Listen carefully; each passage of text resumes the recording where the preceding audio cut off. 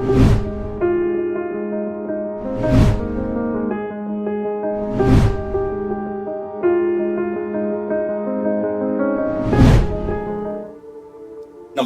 मित्रों, क्रांति वेलनेस प्रस्तुत निरामय स्वास्थ्य का प्राकृतिक राजमार्ग यह ऑडियो बुक में आप सभी का स्वागत है। यह भाग में हम जान रहे हैं जीवनी शक्ति कैसे जगाए। आज हम जानेंगे अध्याय 8 संतुलित आहार, स्वास्थ्य की आधारशिला। श्रोताओं, जानते हैं शरीर और भोजन का संबंध। शरीर का निर्माण भोजन से ही होता है।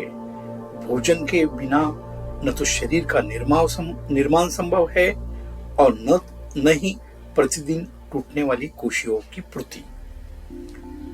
शरीर पंचतत्वों पृथ्वी, जल, अग्नि, वायु और आकाश से बना है।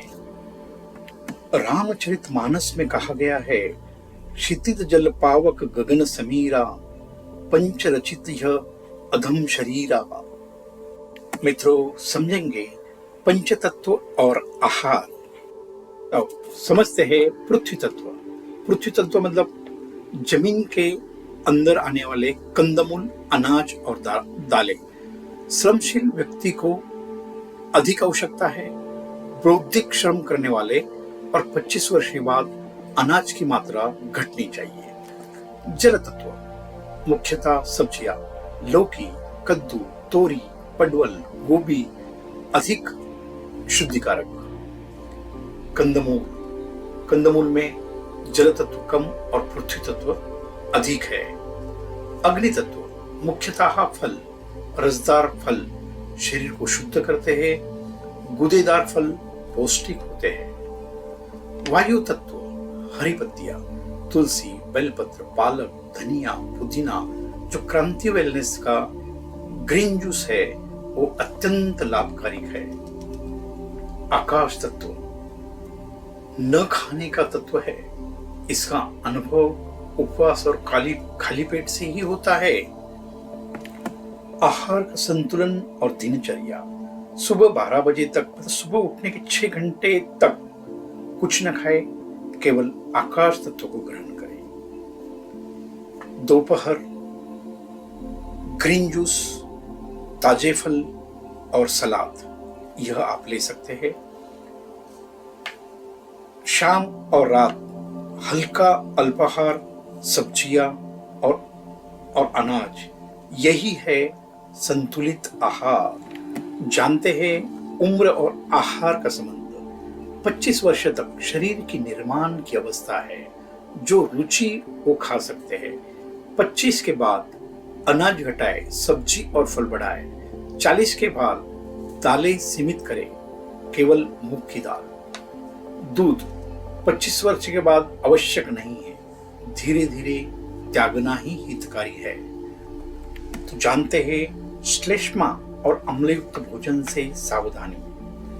हानिकारक मैदा, चावल, अरबी, केला, दूध, तला भुना भोजन, मूंगफली, काजू। क्षारीय लाभकारी सब्जियां, फल, पत्तियां, नींबू। मिर्च मसाले उत्तेजना और अम्ल बढ़ाते हैं। छाछ, मांस, मछली, अंडे मानव शरीर के अनुकूल नहीं है, अनेक रोगों का कारण है। अगले पॉइंट पे बढ़ते हैं, भोजन, मन और वातावरण। दूषित वातावरण, क्रोध, भय और चिंता में किया गया भोजन पचता नहीं है। स्वच्छ स्थान, स्वच्छ बर्तन और प्रसन्न मन से किया गया भोजन हितकारी है। श्रोताओं, समझते हैं भोजन और स्वाद का संबंध। स्वाद से लार का स्राव होता है और लार पाचन की कुंजी है। रामचरितमानस में 6 रसों युक्त भोजन की प्रशंसा की है। समझते हैं भोजन को प्रसाद मानना। भोजन से पूर्व ईश्वर को अर्पित कर लेना चाहिए।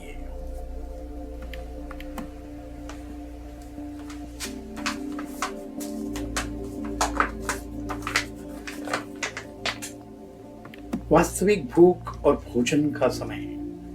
भूख सुखद अनुभूति है, यह मस्तिष्क में अनुभव होती है। पेट में कचोट, कमजोरी या बेचैनी भूख नहीं है, बल्कि मैल का लक्षण है। भोजन तभी करो जब सच्ची भूख लगे। अनाज का भोजन केवल सूर्यास्त के पहले ही करें। दिन में फल, सब्जियां और हल्के पदार्थ लें। तो अंत में जानते हैं यह अध्याय का निष्कर्ष। संतुलित आहार पंचतत्व आधारित होना चाहिए। सुबह आकाश तत्व, कुछ भी नहीं खाना। दोपहर फल और सब्जियां। शाम हल्का अल्पोपहार। रात अनाज। स्वच्छ वातावरण, सही मनोदिशा और ईश्वर अर्पण भोजन को प्रसाद बना देता है। यही प्रसाद जीवनी शक्ति को जागरूक करता है। मित्रों, यहाँ यह अध्याय 8 हम समाप्त करते हैं। मिलते हैं अगले भाग में। तब तक स्वस्थ रहे, मस्त रहे, खुश रहे। आपका दिन शुभ हो। धन्यवाद।